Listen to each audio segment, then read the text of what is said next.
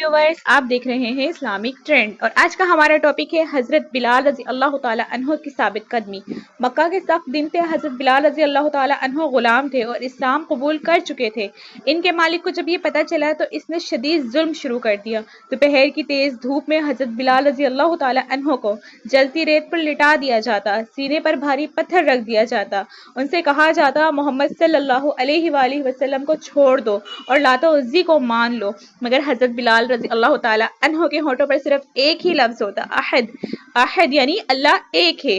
जिस्म कमजोर था मगर ईमान मजबूत था। आखिरकार हजरत बिलाल अबू बकर रजी अल्लाह ताला अन्हो ने इन्हें खरीद कर आजाद कर दिया। वही बिलाल बाद में इस्लाम के पहले मुअज्जिन बने जिनकी आवाज आज भी तारीख में जिंदा है।